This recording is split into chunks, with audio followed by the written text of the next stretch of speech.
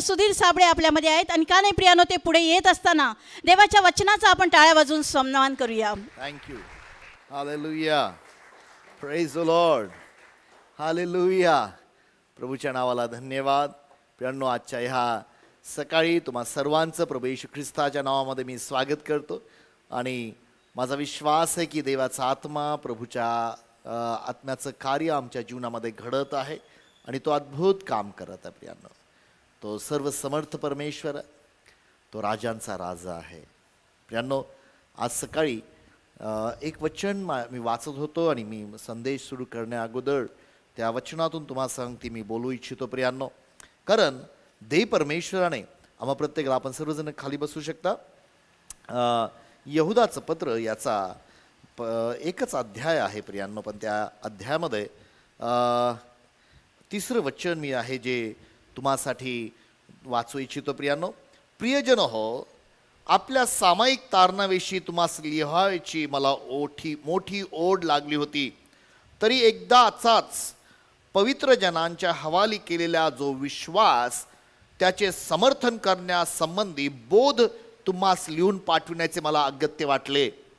पहा प्रियांनो, देवाचं वचन आम्हाला इथं सांगतं अत्यंत महत्त्वाची गोष्ट, की एकदाचाच पवित्र जनांच्या हवाली केलेला जो विश्वास, म्हणजे जेव्हा तुम्ही प्रभू येशू ख्रिस्ताला आपला तारणारा म्हणून स्वीकारता, त्या दिवशी तुमच्या जीवनात देव परमेश्वर त्याचा विश्वास तुम्हाला देऊन टाकतो, तुमच्या हवाली करतो.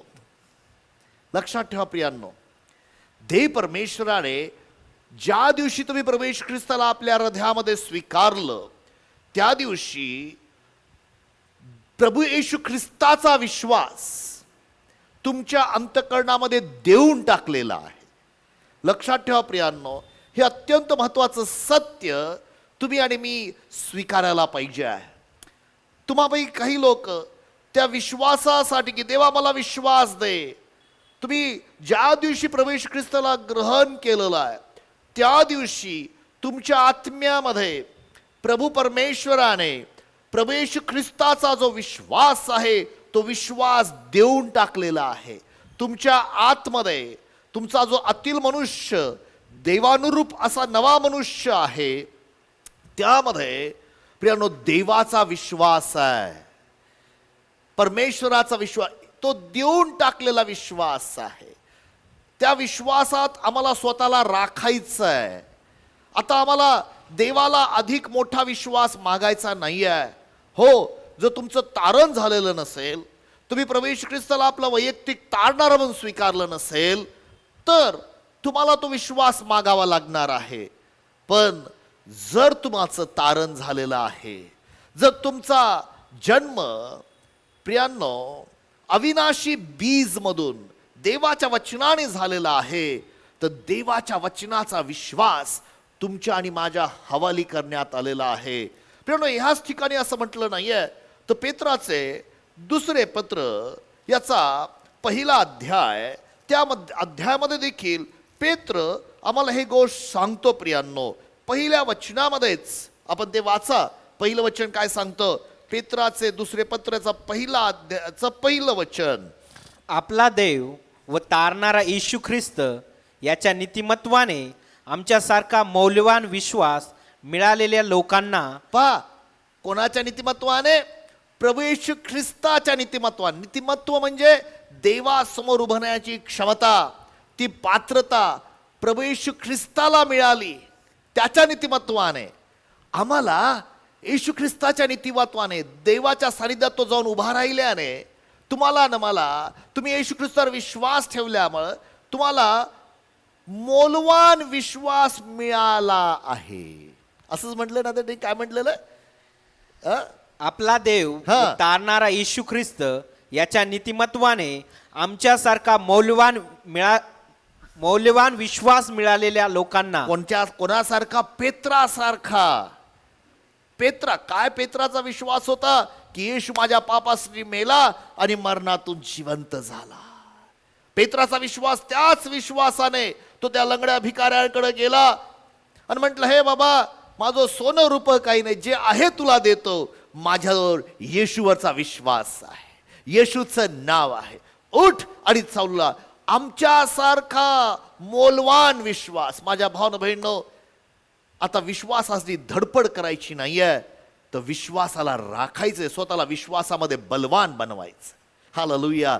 देवा तुझे आभार मानतो, तो विश्वास तुम्हाला दिलेला आहे. त्या विश्वासाने तो चालत असताना त्याच्या सावलीतून आजारी लोक बरं झाले. हालेलुया. माझ्या भावना बहिणींनो, एक लक्षात ठेवा, विश्वास मिळवण्यासाठी धडपड करू नका. तर विश्वासात जर बलवान व्हायचं असेल तर देवाच्या वचनाचे प्रगटीकरण आम्हाला मिळायला पाहिजे. आमचे डोळे उघडले गेले पाहिजे. देवाच्या वचनाचं सत्य आम्हाला समजलं पाहिजे. सिल्व्या ताईने सांगितलं की तुझ्या वचनात समजण्यासाठी माझे डोळे उघड. देवाचं वचन सांगतं. दाविदाने ती प्रार्थना केली की देवापा तुझं वचन समजण्यासाठी माझे डोळे उघड. आणि जेव्हा आमचे डोळे उघडतात प्रियानो, ते सत्य वचन आम्हाला समजून येतं. प्रभूच्या नावाला धन्यवाद. माझ्या भावना बहिणींनो, तो विश्वास तुम्हाला देऊन टाकलेला, आणि त्या विश्वासाने आम्हाला प्रियांनो सर्व आशीर्वाद मिळालेले आहेत. कारण विश्वासणाऱ्यांच्या मागे हे चिन्ह होत जातील. तो विश्वास देवाने तुमच्या अंतःकरणात, तुमच्या जीवनामध्ये प्रियांनो देऊन टाकलेला आहे. आणि म्हणून विश्वास मिळवण्यासाठी धडपड करू नका.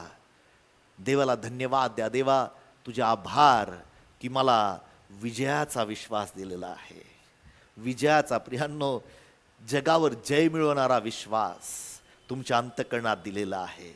पहिले योहानाचं पत्राचा 5 अध्यायाचं 4 वचन सांगतं, आम्ही ह्या जगावर जय मिळवणारे लोक आहोत. हालेलुया. जगावर जय मिळवणारे लोक म्हणजे कोण? तुमचा विश्वास. हालेलुया. वाचूया ते वचन काय म्हणतं. मुलांनो, तुम्ही देवाचे आहात. तुम्ही देवाचे आहात. ऐका प्रियांनो, तुम्ही त्या देवाच्या घरचे आहात. तुमचा जन्म देवापासून झालेला आहे. तुम्ही ह्या जगातले साधे सुधे लोक नाहीये, तुम्ही देवाचे आहात. माझ्या मागे म्हणाल का की मी देवाचा आहे. जे देवाचं आहे ते तुमचं आहे. हालेलुया. प्रियांनो, त्या उधळ्या पुत्राचा बाप आणि तो वडील मुलगा आला बापाकडं, तुम्हाला काहीच देत नाही. मी तेवढं करतो तुझ्यासाठी. अरे जे काही माझं आहे ते सर्व तुझं आहे. हालेलुया. जे काही माझं आहे ते सर्व तुझं आहे. तुम्ही देवाचे आहात. आज प्रियांनो, मला तुम्हाला सांगू द्या, देवाकडचे सर्व रहस्य तुमचे आहेत. परमेश्वराचा विश्वास तुमचा आहे. जे देवाच्या जगातलं आहे, स्वर्गीय जगातलं, ते सर्व तुमचं आहे. प्रभू येशू ख्रिस्त तोच त्यांनी देवाने तुम्हाला मला देऊन त्यावर तुम्हाला सर्व काही देणार नाही काय? तुम्हाला हवं ते सर्व आहे. तुम्ही देवाचे आहात. पुढं कारण जे काही देवापासून जन्मलेले आहे, जे काही देवापासून जन्मलेले आहे ते जगावर जय मिळवते. माझ्या भावना बहिण, जगावर, जगातल्या प्रत्येक परिस्थितीवर, जगातल्या प्रत्येक गोष्टीवर जय मिळवणारा विश्वास तुमच्याकडे पहा. आणि ज्याने जगावर जय मिळवला तो म्हणजे आपला विश्वास. तो म्हणजे आपला विश्वास. हालेलुया. तो म्हणजे माझा विश्वास. अरे तुम्ही एवढे भित्रे कसे? तुम्हाला विश्वास नाही काय? हा प्रश्न प्रभू येशू ख्रिस्तानी केला. तुम्हाला विश्वास नाही काय? हो, ज्यावेळेस येशूचे शिष्य ह्या जगामध्ये होते प्रियांनो, त्यांना येशू सारखा विश्वास नव्हता. ही रियालिटी, हे सत्य आहे. ते भित्रे होते. पण आज मी तुम्हाला सांगतो प्रियांनो, जे येशूच्या शिष्यांकडे नाहीये त्यापेक्षा मोठ्या गोष्टी तुमच्या माझ्याकडे आहे. येशू ख्रिस्त त्या ठिकाणी फिजिकली त्यांच्याबरोबर होता, देहामध्ये होता, पण त्यांच्यामध्ये तो नव्हता. पवित्र आत्म्याद्वारे त्यांच्यामध्ये तो वस्ती करू शकत नव्हता. ज्या दिवशी येशू ख्रिस्त क्रूसखांबावर मरण पावलं, ज्या दिवशी येशू ख्रिस्त मरणातून जिवंत झाला आणि पवित्र आत्मा ज्यावेळेस त्यांच्यावर ओतण्यात आला, तोच प्रभू येशू ख्रिस्त जो स्वर्गामध्ये होता, पवित्र आत्म्याद्वारे त्यांच्या जीवनातून काम करायला लागला. हालेलुया. मोलवान असा विश्वास जो आम्हाला मिळालेला आहे, तो तुम्हाला पण मिळालेला आहे. प्रियांनो, तो विश्वास तुमच्याजवळ आहे. आणि त्या विश्वासाला आपल्या जीवनामध्ये कार्य करू द्या. कदाचित आज तुमच्या जीवनामध्ये अशी प्रसंग असेल की काहीतरी कोलमडलेलं आहे. सकाळपासून देवाच्या आत्मा आमच्या संगती बोलत आहे. जरी अंजिराच्या झाडाला फळ नाही आलं, जरी द्राक्ष वेल सुकून गेला, जरी काही झालं तरी मी माझ्या देवाची स्तुती करेल. कदाचित तुमच्या जीवनात काही वाईट घडलेलं असेल तरी मी परमेश्वराची स्तुती करेल. माझ्या भावानं बहिणीनं, मी तुम्हाला एक गोष्ट सांगतो. हा जो विश्वास प्रभू येशू ख्रिस्तामध्ये आहे तो तुमच्यामध्ये देखील आहे. फक्त त्या विश्वासाला मोकळीकता द्या. त्या विश्वासाने प्रभूला धन्यवाद द्या. मागील काही दिवसामध्ये परमेश्वराच्या भयाविषयी मी बोलत आहे. परमेश्वराचं भय प्रियांनो अत्यंत महत्वाची गोष्ट देवाने तुम्हाला आणि मला दिलेली आहे. मला तुम्हाला सांगू दे प्रियांनो, जो आमचा प्रभू येशू ख्रिस्त आमच्या विश्वासाचा हिरो आहे. येशू ख्रिस्ताशिवाय त्या प्रभू येशू ख्रिस्ताच्या जीवनावर परमेश्वराचं भय होतं प्रियांनो. हो प्रियांनो, मी मागच्या काही दिवसामध्ये तुम्हाला सांगितलं, स्तोत्र 33 मधून सांगितलं 18 आणि 19 वचन, की जे परमेश्वराचं भय धरतात त्यांना मरणापासून वाचवण्यासाठी देवाचं लक्ष त्यांच्याकडे आहे. त्यांना दुष्काळामध्ये पुरवठा करणारे देवाचं लक्ष त्यांच्याकडे आहे. जे परमेश्वराचं भय धरतात, स्तोत्र 34 वचन 7 मध्ये म्हटलेलं आहे, जे परमेश्वराचं भय धरतात त्यांच्या भोवती त्यांचं संरक्षण करण्यासाठी देवाचा देवदूत पाठवलेला आहे. Praise the Lord. त्या ठिकाणी अजून वचन सांगतात 9व्या वचनामध्ये, जे परमेश्वराचं भय धरतात त्यांचा पुरवठा करण्यासाठी देव समर्पित आहे. त्यांना काहीच उणं पडणार नाही. 10व्या वचनात म्हटलेलं आहे, तरुण सिंहासा वाण पडेल, पण परमेश्वराला जे शोधतात त्यांना कुठल्याही चांगल्या वस्तूची वाण पडणार नाही. हालेलुया. परमेश्वराचं भय आशीर्वाद देतं. प्रियांनो, बायबलचं वचन सांगतं परमेश्वराचं भय हे ज्ञानाचा प्रारंभ आहे. नीतिसूत्रे 1:7 मध्ये, नीतिसूत्रे 9व्या अध्यायाच्या 10व्या वचनात सांगितलेलं आहे, परमेश्वराचं भय हे ज्ञानाचा प्रारंभ आहे. परमेश्वराचं भय गरजेचं आहे. पण काही लोकांना भय म्हटलं की ते, कारण देवाच्या वचनातून काही उपदेश असे झालेले असतात, मी उपदेश केलेला आहे, आणि ते म्हणजे पूर्ण प्रीती भीती घालवून देते. मग आमच्या मनामध्ये एक गैरसमज निर्माण होतो की मला आता परमेश्वराचं भय धरायचं नाहीये. नाही प्रियांनो, पवित्र शास्त्र तसं सांगत नाही. परमेश्वराचं भय हे अत्यंत महत्वाची आहे, फार सुरेख आहे. पण समजून घ्या, परमेश्वराचं भय कशा प्रकारे पकडायचं. परमेश्वराचं भय धरून लपून बसायचं नाहीये. परमेश्वराचं भय म्हणजे त्याचा आदरयुक्त सन्मान करणे. परमेश्वराचं भय म्हणजे देवाच्या वचनाचा सन्मान करणे. तुम्हाला माहिती आहे का प्रियांनो? हो प्रियांनो, असे काही लोक आहेत, नाही परमेश्वराचं प्रेम मी स्वीकारलं, आता मला भयाची गरज नाही. भय, मला कोणाचंच भय नको, मला कशाचंच भय नको.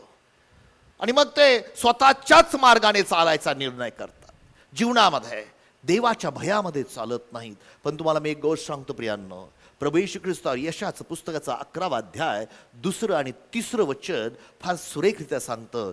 प्रभू येशू ख्रिस्तावर 7 आत्मे होते. हो, पवित्र आत्मा होता, पण तो 7 प्रकारे प्रगट झालेला. त्या ठिकाणी प्रभू येशू ख्रिस्तावर जो इशायाचा बुंधारा, त्याच्यावर हे 7 आत्मे आहेत. यशाचं पुस्तक 11वा अध्याय 2 आणि 3 वचन. परमेश्वराचा आत्मा सुज्ञानाचा व समंजसपणाचा आत्मा, सुसंकल्पाचा व सामर्थ्याचा आत्मा, परमेश्वराच्या ज्ञानाचा व भयाचा आत्मा त्याजवर राहील. परमेश्वराच्या भयाचा आत्मा त्याजवर राहील. परमेश्वरा सुज्ञानाचा, समंजसपणाचा, सुसंकल्पनाचा, परमेश्वराचा, वाव, परमेश्वराचा सामर्थ्याचा, पण परमेश्वराच्या भयाचा. पण 3ऱ्या वचनामध्ये काय म्हटलेलं आहे पहा बरं. परमेश्वराचे भय त्याला सुगंधमय होईल. काय होईल? परमेश्वराचं भय प्रभू येशू ख्रिस्ताला सुगंधमय होईल. तो डोळ्यांनी पाहिल. पहा प्रियांनो, परमेश्वराचं भय त्याला सुगंधमय होईल. परमेश्वराचं भय त्याच्यामध्ये एक सुगंध असेल. वाव, परमेश्वराचं भय त्यासाठी महत्वाचं असेल आमच्या प्रभू येशू ख्रिस्ताच्या जीवनामध्ये. हे काय आहे परमेश्वराचं भय? हा प्रियांनो, परमेश्वराच्या भयाने आम्ही घाबरून जायचं नाहीये. हा लपून बसण्याचा, जसं आदामाच्या जीवनामध्ये आलं त्या प्रकारचं भय नाही आहे, पण परमेश्वराचं भय म्हणजे त्याचा आदर करणं, त्याच्या शब्दाचा आदर करणं, त्याला धन्यवाद देणं. प्रियानो, जगातले बरेचसे लोक परमेश्वराचं स्तुती करतात, उपासना करतात. कशामुळे माहिती आहे का? भीतीमुळं. जर तुम्ही माझी उपासना केली नाही तर नरकात टाकले जाल. काही लोक चर्चला जातात कशासाठी? अरे नाही गेलो तर मला असं होईल बरं का. काही लोक देतात कशासाठी? दशांश देतात. काही नाही दिलं तर असं होईल. माझ्या भावना बहिण, नाही. हा कोणाचा मार्ग आहे माहिती आहे का? तो नबुखदनेस्सराचा मार्ग आहे.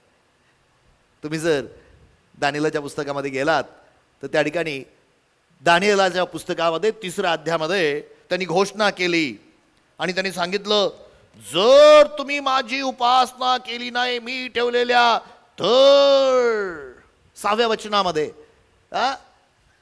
तुम्हाला मी जळत्या अग्नीमध्ये टाकून देईल. जो कोणी तिला साष्टांग दंडवत घालणार नाही, जो कोणी तिला साष्टांग दंडवत घालणार नाही, त्याला तत्क्षणी धगधगीत अग्नीच्या भट्टीत टाकतील. त्या क्षणी आगीच्या भट्टीत फेकून देतील. हालेलुया. आणि मग अरे बापरे, मला आगीच्या भट्टीत जायचं नाही, मला त्या नरकामध्ये जायचं नाही. हे माझ्या भावना बहिण, ऐका, परमेश्वराचं भय ते खरं भय नाही आहे. हे भय काय आहे? हे नबुखदनेस्सराचं. आणि बरेचसे ख्रिस्ती लोक त्या भयामध्ये बांधले गेलेले आहेत. त्यांना मानवाचं भय आहे. पण परमेश्वराचं भय हे जीवनाचा उगम आहे. प्रियांनो, परमेश्वराचं भय माझ्या भावना बहिणींनो, तुम्हाला मी सांगतो, हे आशीर्वाद आहे. परमेश्वराचं भय, मी विचार करत होतो नव्या करारामध्ये परमेश्वराचं भयाबद्दल. प्रियांनो, नव्या करारामध्ये ज्या वेळेस तुम्ही परमेश्वरावर प्रीती करायला लागतं, आपोआप ते भय तुमच्या अंतःकरणामध्ये दिसायला लागतं. जर तुम्ही मंडळीचा विचार केला तर मंडळी परमेश्वराच्या भयामध्ये वाढत गेली. पहिल्या काळातली जी मंडळी होती, बऱ्याच लोकांना असं वाटतं की नाही आता मला परमेश्वराचं भयाची गरज नाही. पण जर तुम्ही जिथं पावलाचं जीवन बदललं, आम्हाला माहिती आहे पाऊल जाऊन लोकांना पकडून जेलमध्ये टाकत होता आणि लोक पावलाला घाबरत होते, भय निर्माण झालं होतं. पण त्या मला वाटतं 9व्या प्रसंगी कृत्याच्या 9व्या अध्यायाच्या शेवटच्या वचनामध्ये असं लिहिलेलं आहे की मंडळी पवित्र आत्म्यामध्ये आणि परमेश्वराच्या भयामध्ये, 9व्या अध्यायाचं 31 वचन, अशा प्रकारे सर्व यहुदिया, गालील व शमरोन या प्रदेशातील मंडळीस स्वस्थता मिळाली. मंडळीला स्वस्थता मिळाली म्हणजे काय? चला आता आराम करू, नाही हो. काय मिळालं? स्वस्थता मिळाली म्हणजे काय? आणि तिची उन्नती होऊन, आणि मंडळीची उन्नती. माझ्या भावना बहिणींनो, एक महत्वाची गोष्ट लक्षात ठेवा, तुमचं आणि माझी उन्नती व्हावं हे गरजेचं आहे. आणि उन्नती होत असताना परमेश्वराच्या भयात वाढण्याची गरज आहे. वाचा काय म्हटलेलं आहे? ती प्रभूच्या भयात उन्नती होते म्हणजे काय? परमेश्वराच्या सन्मानामध्ये, परमेश्वराच्या भयामध्ये. व पवित्र आत्म्याच्या समाधानात, आणि पवित्र आत्म्याच्या समाधानामध्ये चालत असता मंडळी परमेश्वराच्या भयात चालत होती. हालेलुया. परमेश्वराच्या भयात आम्ही चाललं पाहिजे म्हणजे काय? परमेश्वराच्या भयामध्ये माझं जीवन असलं पाहिजे. परमेश्वराचं भय एक मला सुगंधमय असलं पाहिजे, जसं माझ्या येशूवर ते होता. माझ्या भावना बहिणींनो, मी आपण मागच्या काही दिवसामध्ये ज्यावेळेस ते वचन मी वाचलं, स्तोत्र 33 मध्ये आपण त्याच्यावर अभ्यास केला की परमेश्वराचं जे भय धरतात त्यांना मरणापासून वाचवण्यासाठी त्याची दृष्टी त्यांच्यावर असते. त्या परमेश्वराच्या भयावर मी परत एकदा नव्या रीतीने अभ्यास करायला सुरुवात केली. आणि ज्यावेळेस मी परमेश्वराच्या भयाचा अभ्यास सुरू केला, म्हटलं प्रभू मला असं काही गोष्टी दाखव ह्या. आणि मग प्रभूने मला काही गोष्टी दाखवल्या प्रियानो, ज्या मला खरं भय आणि खोट्या भयाची उपासना मला समजायला लागली. आणि त्यासाठी मला असं वाटतं की आज शद्रक, मेशक, अबेदnego आणि दानिएलाच्या जीवनाबद्दल काही गोष्टी बोलणार आहे. कारण मला असं जाणवलं की त्यांच्या जीवनामध्ये हे जे 4 व्यक्ती आहेत, त्यांच्या हृदयात, त्यांच्या जीवनामध्ये मनुष्याच्या भयापेक्षा, राजाच्या भयापेक्षा, मरणाच्या भयापेक्षा देवाचं भय होतं. हालेलुया. प्रियांनो, लक्षात ठेवा, वेगवेगळे भय या जगामध्ये राज्य करतात. तुम्ही देखील त्या भयामध्ये अडकले जाऊ शकता. ह्या जगातले लोक वेगवेगळ्या भयामध्ये आहेत. मनुष्याच्या भयामुळं ते लोक असं करतात. तुम्हाला मी एक गोष्ट सांगतो प्रियांनो, शौल राजाला राजा बनवलं. तुम्हाला माहित आहे का, त्याच्या जीवनामध्ये ते राजपद किंवा देवाचा अभिषेक त्यांनी का गमावला? कारण त्याच्या जीवनामध्ये मानवाच्या भयाला सर्वदा तो मनुष्याची जास्त भीती धरायचा देवाच्या भयापेक्षा. दाविदाने जीवनामध्ये एक गोष्ट शिकली शौलाच्या जीवनातून, की इथून पुढे मी मनुष्याचं भय बाळगणार नाही. शौल राजा पुढारी होता. ज्यावेळेस तो गल्ल्यात त्या ठिकाणी आला, अख्खं इस्रायल राष्ट्र त्या गल्ल्यात आला, भिवून बंद होतं. They could not do. 40 दिवस आणि 40 रात्र. पण आज मी तुम्हाला सांगतो, तो दावीद तिथं गेला जो फक्त परमेश्वराची भीती बाळगणारा होता. त्याला मनुष्याचं भय नव्हतं. आणि तो इथं लिहितो, अरे परमेश्वराचं भय हे आशीर्वाद आहे, परमेश्वराचं भय हे अद्भुत आहे. शद्रक, मेशक, अबेदनेगोच्या जीवनावर आम्हाला पाहायला मिळतं ते परमेश्वराचं भय होतं.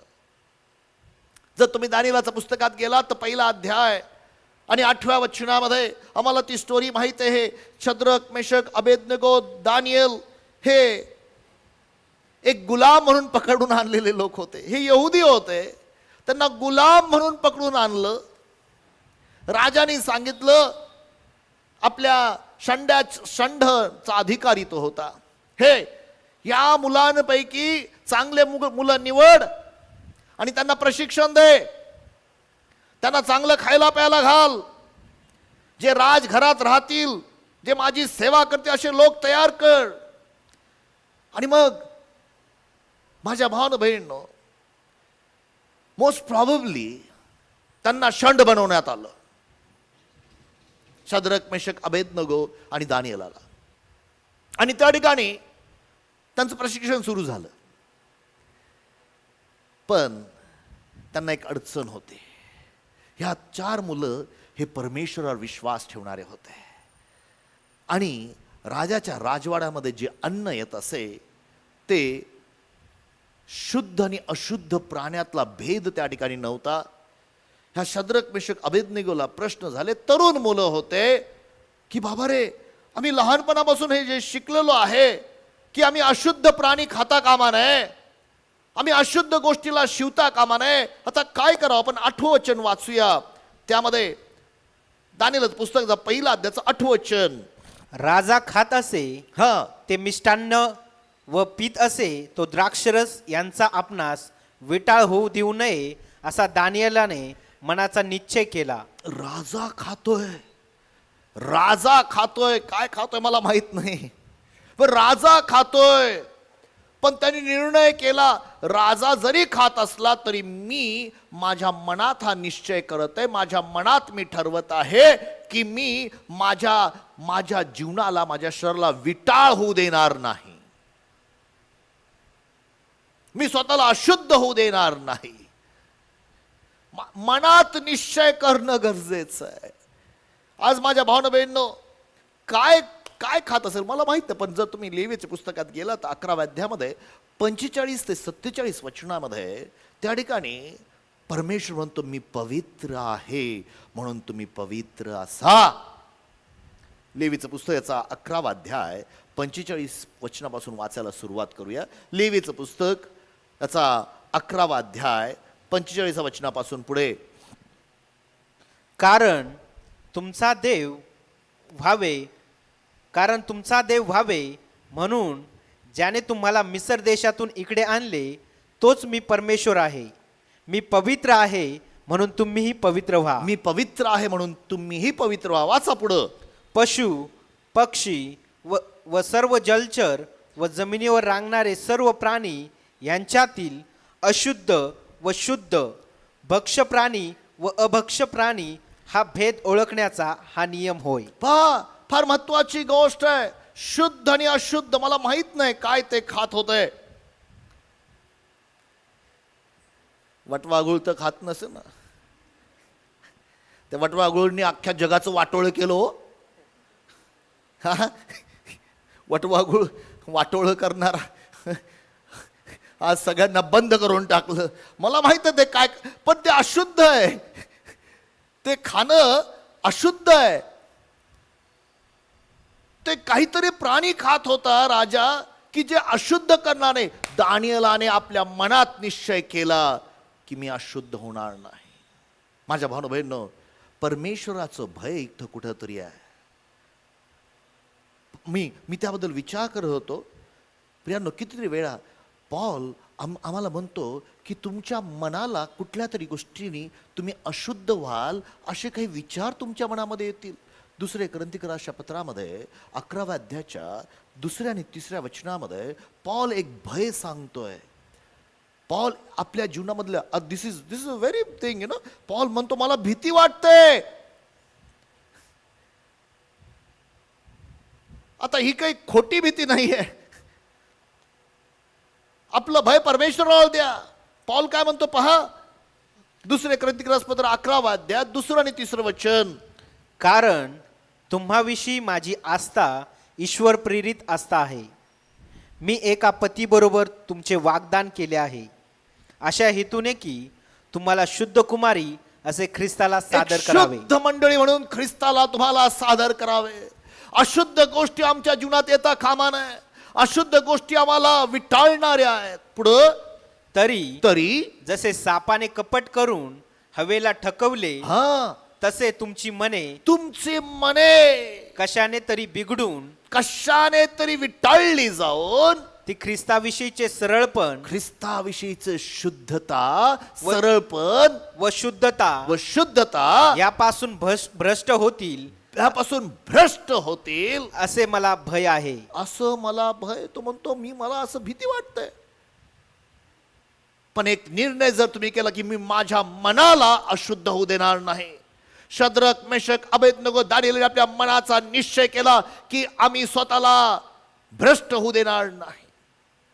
विटाळलेले मन, प्रियांनो, बायबलमध्ये विटाळलेल्या मनाबद्दल खूप काही सांगितलेलं आहे. तिमोथेला ज्यावेळेस तो पत्र लिहितो पॉल, पहिले तिमोथेला पत्राचा 6वा अध्याय 5व्या आणि 6व्या वचनामध्ये तो विटाळलेल्या मनाबद्दल काही गोष्टी लिहितो. पहिले तिमोथेला पत्र 6वा अध्याय 5वं आणि 6वं वचन. मन बिघडलेल्या सत्यास मुकलेल्या, सत्यापासून स्वतःला दूर ठेवलेल्या. भक्ती हे कमाईचे साधन आहे. भक्ती करणं, स्तुती करणं म्हणजे पैसे मिळवण्याचं साधन आहे. काही लोकांना पैसे स्वतःचं नाव करण्याचं साधन आहे. मी काहीतरी केलेलं आहे. ह्या जगामध्ये वेगवेगळे साधन आहे. आमची सेवा, हे लक्षात ठेवा. मी तुम्हाला एक गोष्ट सांगतो. या जगामध्ये तुम्ही आणि मी सर्व ख्रिस्ताची उपासना करणे, त्या फक्त ख्रिस्तालाच गौरव मिळाला पाहिजे. ख्रिस्ताला धन्यवाद द्यायला पाहिजे. मन विटाळलेले लोक, मनाने भ्रष्ट झालेले लोक असे खूप या जगामध्ये आहेत. मनामध्ये त्यांना गैरसमज आहे. हे फक्त त्याला स्तुती, त्याला तो एकटाच धन्यवादासाठी, स्तुती स्तवनासाठी योग्य परमेश्वर आहे. पतनापासून राखण्यास आणि आपल्या ऐश्वर्ययुक्त सानिध्यामध्ये निर्दोष असे उभे करण्यास जो समर्थ आहे, अशा एकाच देवाला, आपल्या प्रभू येशू ख्रिस्तामध्ये गौरव, महिमा, सन्मान, धन्यवाद युगारंभापूर्वी, आता आणि युगानुयुग असो. तोच फक्त तुम्हाला शुद्ध राखू शकतो. पण मन बिघडलेले लोक स्वतःच काहीतरी करायचा योजना करतात. पुढे वाचा काय म्हटलेलं वचन. अशी कल्पना करणाऱ्या माणसांची एकसारखे भांडणे होतात. त्यांची एकसारखी भांडणं, मला पुढे जायचं, मला पुढे, मला करू देत नाही, ते करतात. हे भांडणं करणारे लोक, मला नाही माहिती. त्या बायबलमध्ये भांडणं करण्यासाठी वेगवेगळे कारण दिलेले आहेत. काय जे भांडतात ना ते स्वतःच्या काहीतरी वेगळ्या कल्पना करतात. अजून एका ठिकाणी सांगितलं भांडणं कोण करतं माहिती का, तुमच्या देहामध्ये तुमच्या वासना एकमेकांमध्ये भांडतात ना, त्या वासनेमुळे तुम्ही एकमेकांमध्ये भांडण, म्हणजे घरामध्ये जर भांडणं होतात तर पहिले विचार करा की माझ्या देहामध्ये कुठल्या तरी वासना भांडतात. लक्षात, गो टू युअर सेल्फ. भांडणं उगच घडत नाहीत, बायबलचं वचन सांगतं देहाच्या वासना शरीरामध्ये एकमेकांमध्ये भांडतात. आत्म्यापासून आणि देहापासून तुम्ही चालत नाही. आणि मग अशा लोकांच्या बाबतीमध्ये मनाचा निश्चय केला आम्ही स्वतःला, आणि मग काय केलं, 8 वचन दानिएलच्या पुस्तकात जाऊ. दानिएलच्या पुस्तकामध्ये आपण तिथं परत परत जाणार आहोत. दानिएलच्या पुस्तकात 1 अध्याय, मनाचा निश्चय केला. म्हणून हा, त्याने खोज्यांच्या सरदारास विनंती केली की मला यांचा विटाळ नसावा. फार महत्वाची गोष्ट, फार महत्वाची गोष्ट. मी त्याबद्दल विचार करत होतो. दानिएल निर्णय केला, विटाळ होऊ नये, पण योग्य ऑथॉरिटीकडे गेला, अधिकाराच्या अधीन झाला. हे तू कोण अधिकारीवाला, मला काय सांगतोस? माझ्या भावना बहिण, that is not the way. तो परमेश्वराचं भय नाही आहे. जर तुमच्या जीवनावर देवाने अधिकारी नेमलेले आहेत तर ते नेमलेले आहेत, लक्षात ठेवा.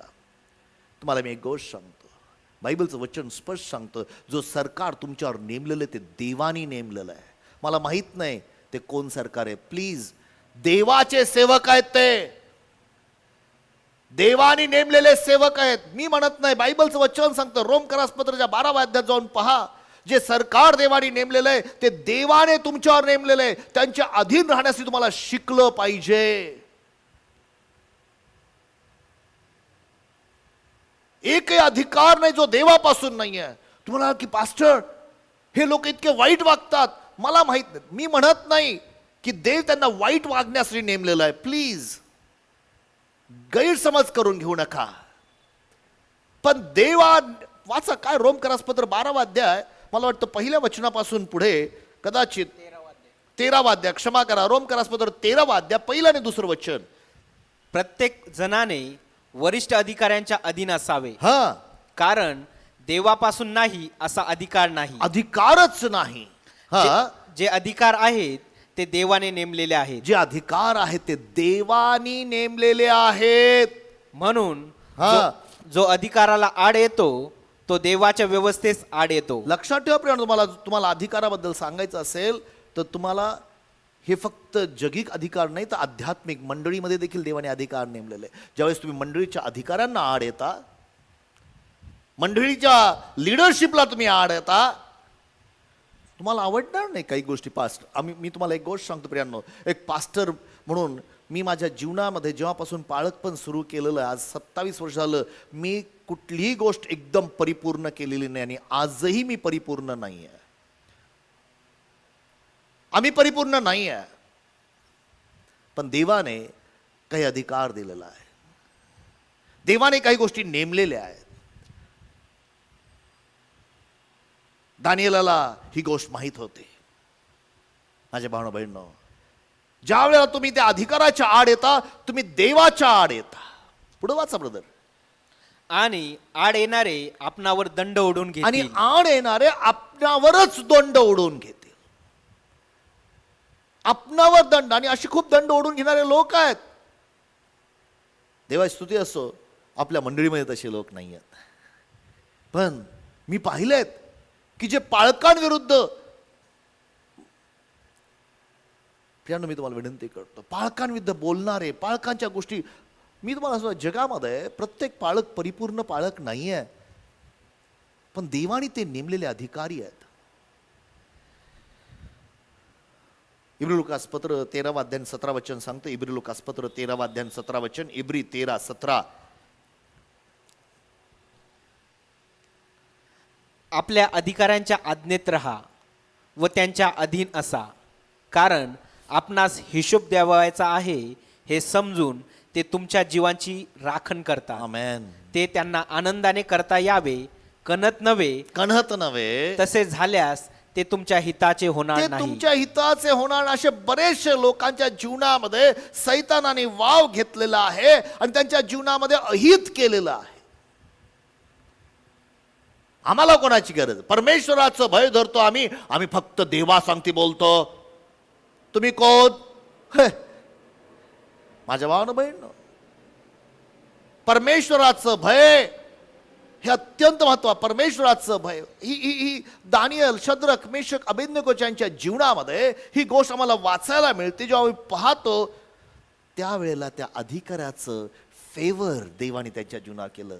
दानियलचं पुस्तक याचा पहिला अध्याय 9 वचन.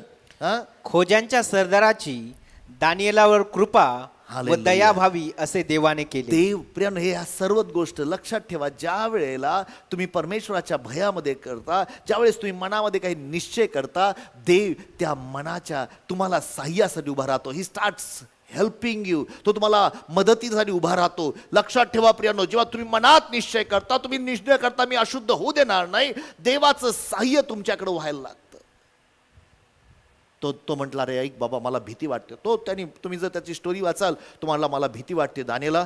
मी जर तुम्हाला खायला नीट दिलं नाही आणि जर तुम्ही चांगले दिसला नाही, धष्टपुष्ट दिसला नाही, तुम्ही बलवान झाला नाही, तर राजा माझी मुंडकी उडवेल. मला भीती वाटते माझ्या मरणाची. तो म्हटला, दानियल म्हटला, 10 दिवस ट्राय करून बघ. माझा देवावर विश्वास आहे. हालेलुया. कशावर विश्वास आहे? Test us. We believe God. Amen. आणि मग 15, 16, 17 वचनामध्ये आम्हाला पाहायला मिळतं ते 10 दिवसांमध्ये त्यांनी काय खाल्लं माहिती आहे? ना चिकन खाल्लं ना मटन, मला माहित नाही काय, पण त्यांनी फक्त डाळ खाल्ली. असलेल्या डाळ खाल्ली. हालेलुया. पण त्याहीपेक्षा त्यांचं खाणं विश्वासाचं खाणं होतं. प्रियांनो, लक्षात ठेवा, तुम्हाला मी एक गोष्ट सांगतो, जे काही विश्वासाचं नाही ते पाप आहे. जे काही विश्वासाचं नाही ते पाप आहे. त्यांचं खाणं विश्वासाचं होतं. असे कितीतरी लोक आपल्या जीवनाने भीतीने काही गोष्टी खातात. We must eat by faith. माझा विश्वास आहे, त्यांनी विश्वासाने खाल्लं. आम्ही ही डाळ पिणार आहोत.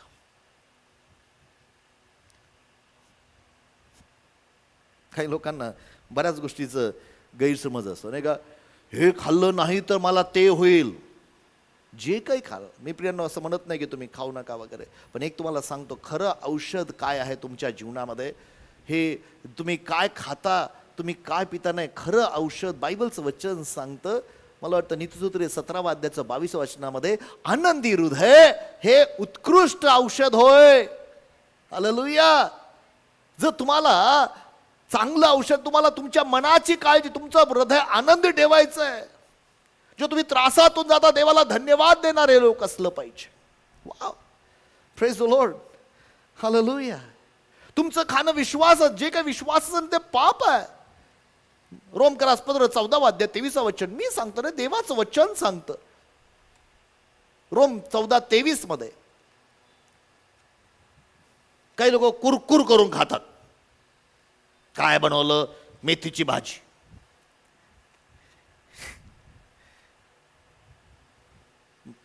मला आवडते.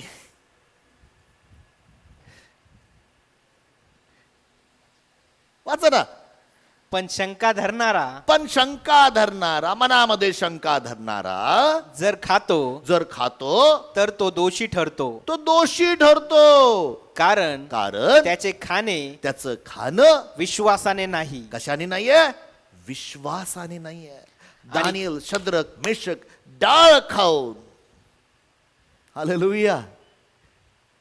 अरे तुम्ही हे खाल्लं तर तुम्ही सुदृढ राहा, तुम्हाला लॉंग लाईफ. रोज आवळा खा.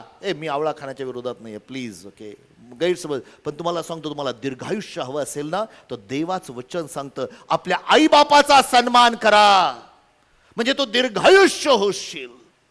हे मी सांगत, हे देवाचं वचन आहे. लोक काय करतात, आम्ही ह्या जगासारखे लोक बनतो. आम्हाला वाटतं की आम्ही जगासारखी एकरूप होण्याचा विचार. लक्षात ठेवा प्रियांनो, तुम्हाला सुदृढ करणारं, तुम्हाला निरोगी करणारं तुमच्या मनाकडे, तुमच्या अंतःकरणाकडे लक्ष ठेवा. ते आनंदी ठेवा. त्या मनामध्ये अशुद्ध गोष्टी येऊ देऊ नका. आनंदी हृदय उत्कृष्ट औषध होय. आपल्या आईबापाचा सन्मान करा. म्हणजे तू दीर्घायुष्य आणि ह्या जगामध्ये तुझे कल्याण होईल. त्यांनी असं केलं म्हणून मी असं वागतोय नाही. मला माहित नाही तुमच्याबद्दल, पण माझे वडील भयंकर अल्कोहोलिक होते, म्हणजे दारू प्यायचे खूप, आणि घरामध्ये खूप वातावरण म्हणजे फार त्रास. पण एक दिवस देवाने मला सांगितलं त्यांचे पाय पकडून क्षमा माग. आणि प्रियांनो, जेव्हा मी ती गोष्ट केली माझ्या जीवनामध्ये आशीर्वाद आणि आशीर्वादाची रेलचेल मला झाली. काही गोष्टी, आणि हे अन्न खाऊ नका असं म्हणत नाही, पण जे काही खाता ते विश्वासाने खा. मग ती डाळ का असना, ते त्या प्रत्येक गोष्ट त्या व्यक्तींपेक्षा फार सुरेख झाले. मग दुसऱ्या अध्यायामध्ये आपण पाहतो, आता माझा वेळ नाही दुसऱ्या अध्यायाबद्दल बोलायला, पण मी तुम्हाला सांगतो प्रियांनो, मला त्याविषयी बोलू द्या की ज्या ठिकाणी शद्रक मेशक अबेदनेगो ह्या तिसऱ्या अध्यायामध्ये ते राजाला उत्तर देतात. त्यांच्या मनामध्ये प्रियांनो, त्या दानिएलाच्या मनामध्ये परमेश्वराचं भय होतं. त्या तिसऱ्या अध्यायामध्ये आम्हाला शद्रक मेशक अबेदनेगो दिसतात, दानिएल दिसत नाही. पण 16 वचनापासून पुढे तिसऱ्या अध्यायाचं आपण काही गोष्टी पाहूया, आणि फार महत्वाच्या गोष्टी आहेत त्या. शद्रक मेशक व अबेदनगो यांनी राजास उत्तर दिले की, महाराज, या बाबतीत आपणाला उत्तर देण्याचे आम्हास प्रयोजन दिसत नाही. आता ह्या ठिकाणी एक स्टोरी आहे, ती फार महत्वाची स्टोरी आहे, फार उत्तम गोष्ट आहे. पहिल्या अध्यायामध्ये आपण पाहतो की ते त्या सर्वांपेक्षा 10 पटीने उत्तम राहिले. 3 वर्ष फक्त डाळ खाऊन. बेस्ट बॉडी, बेस्ट ज्ञान, उत्तम चाणाक्ष, बुद्धीमध्ये चाणाक्ष, प्रत्येक गोष्टीमध्ये चाणाक्ष, कारण त्यांचा विश्वास देवावर होता. हालेलुया. मग दुसऱ्या अध्यायामध्ये आता सर्व म्हणजे सर्व हे ज्ञानी लोकांना मुंडकी छाटणार होते, कारण राजाला स्वप्न पडलं आणि तो स्वप्न सांगायला तयार नव्हता. स्वप्न पण सांगा आणि अर्थ पण सांगा. मग आम्हाला पाहायला मिळतं दानिएल त्या ठिकाणी गेला, ह्या 3 जण, आणि दानिएल प्रार्थना करून दानिएल झोपला. देवाने झोपेमध्ये त्याला स्वप्न दिलं आणि ते रहस्य सांगितलं, आणि मग दानिएलाची उन्नती झाली, बढती झाली, कारण देव तुमची बढती करू इच्छितो. हालेलुया. तिसऱ्या अध्यायामध्ये राजाच्या मनात आलं की आता मी एक मोठं सोन्याची मूर्ती बनवणार आहे, आणि तिचं किती इतकी हात फूट वगैरे काय काय त्यांनी अंतर सांगितलं. आणि मग ती बनवल्यानंतर त्यांनी सर्व अधिकाऱ्यांना बोलवलं, या ज्या वेळेला सर्व प्रकारचे वाद्य वाजतील सर्वांनी त्या मूर्तीला नमन करा, जर नमन करणार नाही तर अग्नीमध्ये फेकून देईल. आणि मगाशीच मी त्याबद्दल तुम्हाला सांगितलं. पण शद्रक मेशक अबेदनेगो देवाचं भय धरणारे होते, परमेश्वराच्या भयामध्ये चालणारे लोक होते. त्यांनी निर्णय केला की नाही, आम्ही नाही करू शकत, हे देवाच्या वचन. आता राजाज्ञा आहे हो, पण प्रभूच्या आज्ञेपुढे राजाज्ञा शून्य आहे. हालेलुया. प्रभूची आज्ञा आहे. पेत्र, याकोब, योहान ह्यांना याचकाने पकडले, येशूच्या नावामध्ये ह्या यरुशलेमात बोलायचं नाहीये. त्यांनी त्यांना सांगितलं, हे आम्ही मनुष्याचं ऐका का देवाचं ऐकावं? जर देवाच्या वचनाविरुद्ध तुम्हाला कोणी काही सांगत असेल तर मी तुम्हाला विनंती करतो, मग ते कोणी असो, तो राजा असो, सरकार असो, अजून कोणी असो, देवाच्या वचनासाठी उभे राहा. Stand for God's word. देवाच्या वचनाला उभे राहा. देवाच्या वचनाच्या द्वारे प्रभूचं कार्य करा. लक्षात ठेवा प्रियांनो, हे महत्वाचं आहे. याचा अर्थ असा नाही की सरकारचा नियम मोडा. हो, जे सरकारचं ते सरकारला द्यायला शिका, जे देवाचं ते देवाला द्यायला शिका. ज्याला सन्मान त्याला सन्मान द्या. लक्षात ठेवा, ज्याला भय त्याला भय द्या, असं पॉल म्हणतो, लिहितो. ज्याला भय त्याला भय, ज्याला सन्मान त्याला सन्मान, ज्याला कर त्याला कर द्या. कर, यू शुड पे टॅक्स. एकदा कोणीतरी मला सांगितलं, नाही तुम्ही पण टॅक्समध्ये काही आम्हाला सरकारनेच दिलेलं की ह्या गोष्टी जर तुम्ही कराल तर तुमचा टॅक्स वाचेल, त्या करा. ते नियम आहेत, चांगल्या गोष्टी आहेत. पण टॅक्स चुकू नका, जगासारख्या चोर बनू नका. That's not what God aspects. देवाची इच्छा आहे आम्ही परमेश्वराच्या भयामध्ये एकमेकाचा सन्मान करत जीवन जगावं. आणि मग हे राजा 16 वचन काय म्हणतं? शद्रक, मेशक व अबेदगो यांनी राजास उत्तर दिले की, महाराज, या बाबतीत आपणाला उत्तर देण्याचे आम्हास प्रयोजन दिसत नाही. आम्ही काही उत्तर द्यावं असं आम्हाला वाटत नाही. आम्ही तुझ्यासमोर काही उत्तर द्यावं असं मला वाटत नाही. मी प्रार्थना करत होतो, काय देवात राजा तू निर्णय केला, पण आम्ही उत्तर देण्यासारखं आमचं उत्तर काहीच नाही. पण 17 वचन, पण राजाने त्याला म्हटलं, असा कोण आहे का तुम्हाला वाचवण्यासाठी?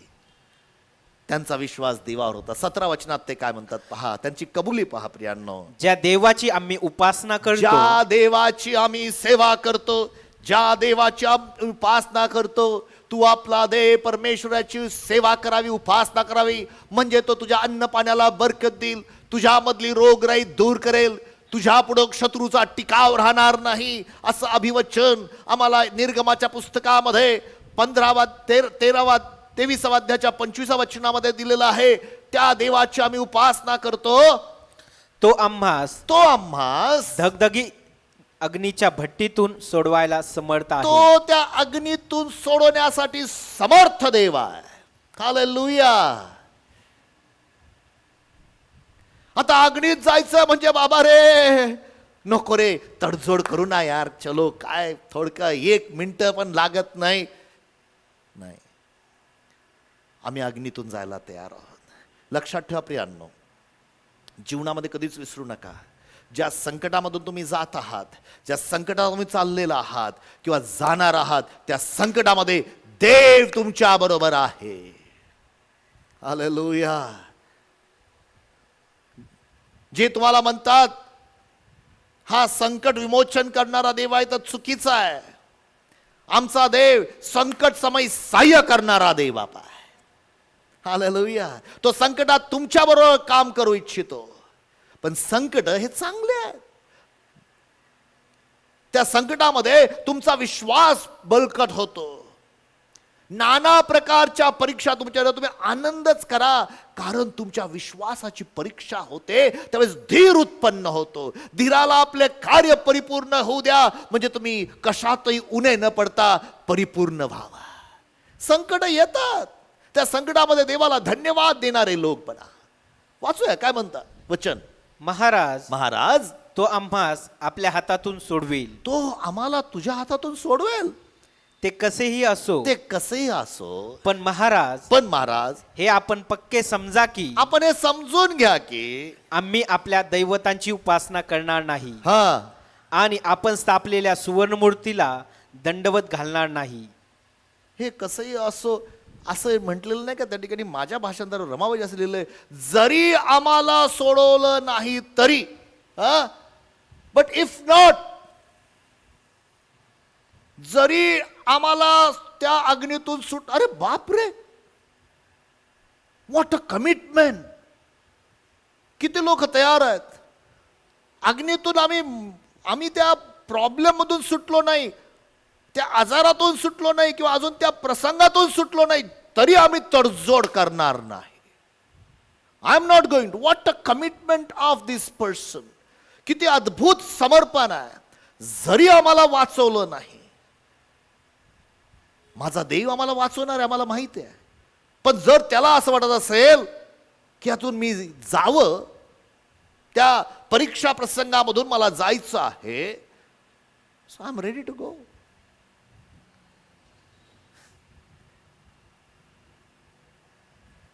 तो आजार देवबापाने आणलेला नाही आहे, लक्षात ठेवा. त्याला विरोध तुम्हाला करायचा आहे. पण जीवनामध्ये अशी काही परीक्षा प्रसंग येतात. आम्हाला योबाच्या जीवनामध्ये पाहायला मिळतं. जेव्हा योबाच्या जीवनामध्ये परीक्षा आली, त्याच्या गोष्टींची चोरी झाली, सर्व गोष्टी निघून गेलं. त्याची बायको म्हणाले, अरे काय देवाचं सत्व धरून बसला रे. योबाच्या पुस्तकात जायचं का, वाचायचं आपण. योबाचं फार सुरेख येते की योबाचं पुस्तक, मला वाटतं 2 अध्याय 9 आणि 10 वचन. What a commitment job had. किती अद्भुत समर्पण योबाचं होतं प्रियांनो. योबाचं पुस्तक 2 अध्याय 9 आणि 10 वचन.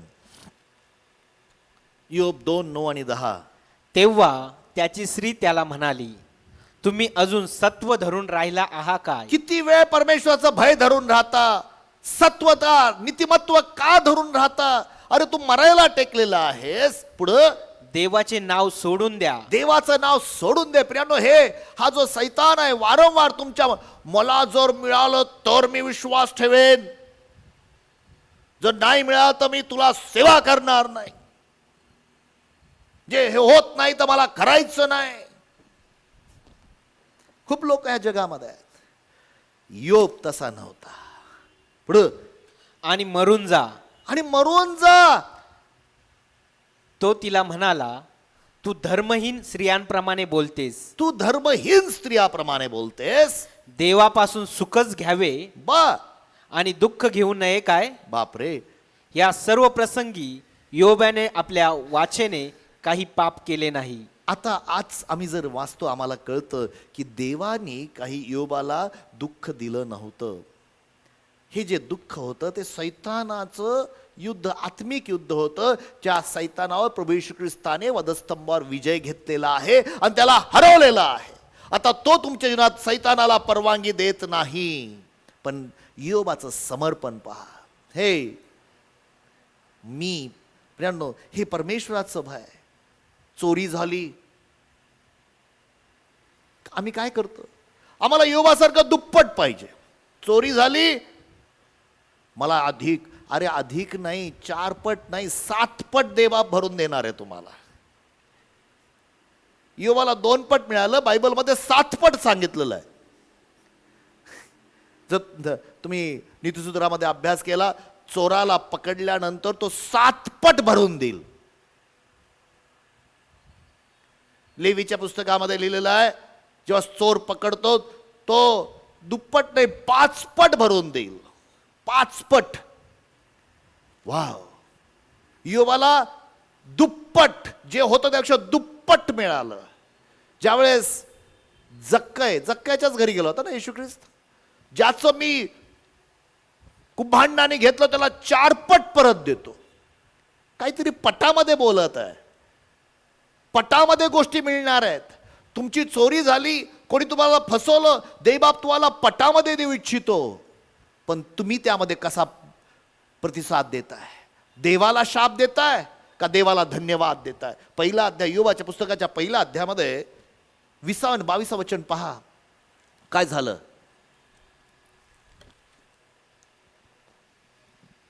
तेव्हा योबाने उठून आपला झगा फाडला, आपले डोके मुंडिले व भुईवर पालथे पडून देवाला दंडवत घातले. पहा, त्यांनी ही वेंट थ्रू लॉट. त्याची चोरी झाली, त्याच्या खूप गोष्टी, लॉस सो मच थिंग, पण त्यामध्ये देवाला दंडवत घातले.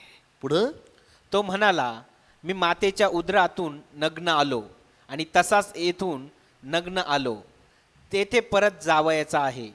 परमेश्वराने दिले आणि परमेश्वराने नेले, धन्य परमेश्वराचे नाव. परमेश्वराचं नाव धन्य. पण प्रियांनो, एक समजून घ्या ठिकाणी, तो योब हा जुन्या करारातला आहे. परमेश्वराने दिला आणि सैतानाने घेतलं. चोर चोरी करतो, नाश करतो, पण त्यामुळेच देवाला त्यांनी दोष दिला नाही. देवाला स्तुती करत, देवाला धन्यवाद. प्रियांनो, देव चांगला आहे, उत्तम आहे, त्याचा आदर करणं, त्याचा सन्मान करणारे तो योग्य आहे. एवढंच सांगतो. जीवनामध्ये, तुमच्या जीवनामध्ये जी चोरी होती, जी काही गोष्टी घडतात, जे काही करतात, तो देवबाप करत नाही. देव तुम्हाला उत्तम गोष्टी देणार आहे. पण जर तुम्ही त्या प्रसंगात देवाला धन्यवाद देणारे लोक आहात, देवाची स्तुती करणारे लोक आहात, द देव परमेश्वर तुम्हाला दुप्पट, चौपट, 7 पट भरून देणारा परमेश्वर आहे. हालेलुया. दाविदाच्या बाबतीमध्ये पहा, त्याची लेकरं, त्याची बायको, त्याचं सर्व सामान चोरून नेलं. तुम्ही पहिले शमूएलाच्या 30व्या अध्यायामध्ये ती स्टोरी वाचाल. दाविदा रडला, खूप रडला, भयानक रडला, शक्ती राहिली नाही एवढा रडला. पण देवाकडे गेला आणि स्वतःला उत्तेजन दिलं. प्रभूमध्ये स्वतःला उत्तेजन दिलं. देवाला विचारलं, मी काय करू? देव म्हटला, जा त्यांचा पाठलाग कर. माझ्या भावानं बहिणींनो, त्यांनी इतकं इतकं मिळवलं की त्याने इतक्या लोकांना वाटून त्या अध्यामध्ये तुम्ही पाहाल त्यांनी इतकी लूट मिळवली. पण ज्या वेळेला आम्ही ह्या प्रसंगांमधून जातो, हे जरी आम्हाला वाचवलं नाही, इवन आम्ही त्या देवाची सत्यता नीतिमत्व सोडणार नाही. माझ्या भावना बहिणींनो, आणि पुढं ती स्टोरी आम्हाला माहिती आहे. त्या स्टोरीमध्ये आम्हाला पाहायला मिळतं की राजा खाप क्रोधाविष्ट झाला.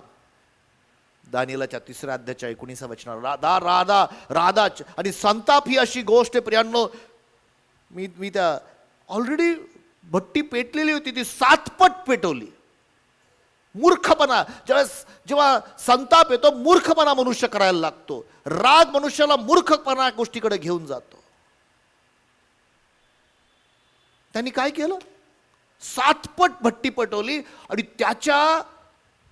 त्याच्या सैन्यांपैकी बलवान योद्धे त्यांना म्हटले, यांना फेकून दे रे. ते उचलले, त्या 3 जणांना उचललं. ते 3 बलवान योद्धे मरण पावले. त्या राजाचंच नुकसान झालं. मी विचार करतो की हे संतापाच्या द्वारे, रागाच्या द्वारे घडणाऱ्या गोष्टी आहेत. रागाला एवढं त्याला तेवढी भट्टीमध्ये ते मेले असते. 7 पट वाढवा, ते बिचारे मेले. तो माझा मुद्दा नाही आहे. पण त्या आगीमध्ये ज्यावेळेस ते गेले, त्यांचे बंधनं तुटले आणि आगीमधून ते चालू लागले. आज माझ्या भावना बहिणींनो, अशा काही आगी आहेत ज्या आगीमधून देव परमेश्वर तुमच्या जीवनातले बंधनं तोडू इच्छितो आणि तुमच्याबरोबर देवदूत खुद्द प्रभू येशू चालू इच्छितो. त्या आगीमधल्या तुमच्या शरीराला धुराचा वास फक्त धीराने थांबून देवाला धन्यवाद देत, प्रभूची स्तुती करत, प्रभो तुला धन्यवाद, कारण तू चांगला देवबाप आहेस, तू अद्भुत परमेश्वर आहेस. सरते शेवटी तो राजा त्या 3 अध्यायामध्ये 24 वचनामध्ये 25 तो म्हटला की तुमचा देव, त्याची धन्यवाद करणारा. 24 आणि 25 वचन का त्यांनी काय केलं? त्या देवाचा धन्यवाद केला. Hallelujah, praise the Lord. मग नबुकद्नेस्सर त्या धगधगीत अग्नीच्या भट्टीच्या दारानजीक येऊन म्हणाला, अहो शद्रक मेशक अबेदनगो, परात्पर देवाचे सेवक हो, अग्नीतून बाहेर या. तेव्हा शद्रक मेशक अबेदनगो अग्नीतून बाहेर आले. आणि पुढे देवाचा धन्यवाद त्यांनी केला. कुठं वचन आहे ते? 24, 25 वचन आहे का? त्या 28 वचन वाचा ना. तेव्हा नबुकद्नेस्सर म्हणाला, शद्रक मेशक अबेदनगो यांनी आपल्या देवावर भाव ठेवला. राजाचा देवा परमेश्वराचं भय बाळगलं, त्यांनी देवावर भाव ठेवला, राजाचा शब्द मानला नाही, राजाचा शब्द मोडला. आपल्या देवाच्या शब्दासाठी राजाचा शब्द मोडला. आपल्या देवाखेरीज अन्य देवाची सेवा व उपासना करावायची नाही म्हणून त्यांनी आपले देह अर्पिले. आपलं देह जिवंत असे अर्पण केले. त्यास त्याच्या देवाने आपल्या दिव्यदूत पाठवून सोडवले आहे. आमेन. त्याचा धन्यवाद असो. त्याचा धन्यवाद. आज प्रियांनो, असे तरुण पाहिजे, असे लोक पाहिजे जे तडजोड करणार नाही, परमेश्वराच्या भयामध्ये चालतील आणि परमेश्वराला धन्यवाद देतील, परमेश्वरासह चालतील. परमेश्वराचं भय त्याला सुगंध असा होता. परमेश्वराचा भयाचा आत्मा त्याच्यावर होता. मंडळी, परमेश्वरा भयात वाढत, माझा विश्वास येत्या दिवसात तुम्ही आणि मी त्या परमेश्वरा भयामध्ये वाढ. आपण यावेळेस प्रार्थना करूया. देवाचं वचन तुम्हाला सांगते बोललेलं आहे. देवाचा आत्मा तुमच्यामध्ये काम करत आहे. प्रभूच्या आरोग्याचं सामर्थ्य तुमच्या जीवनामध्ये काम करत आहे. प्रियांनो, परमेश्वराचा आत्मा काम करत आहे. Thank you Jesus. प्रभू, आम्ही तुला धन्यवाद देतो तुझ्या वचनासाठी. तुझं वचन बापा जीवन देणारा आहे. तुझं वचन आरोग्य देणारा आहे. प्रभू, आज माझ्या प्रत्येक भाऊ बहीण जो कोणी देवा तुझं वचन ऐकत आहे, त्यांनी आपली मन शुद्ध राखावी म्हणून त्यांना सहाय्य कर. शुद्ध राखावी म्हणून त्यांना सहाय्य कर. पवित्र बापा, आम्ही त्यांना तुझ्या पवित्र हातामध्ये समर्पित करतो. सर्व अशुद्धतेपासून त्यांना दूर असू दे, त्या वाईटापासून त्यांना वाचव. तुझ्या भयात जीवन जगण्यास त्यांना सहाय्य कर. तुलाच महिमा, गौरव, सन्मान देत प्रभू येशूच्या नावात मागतो म्हणून तू ऐक.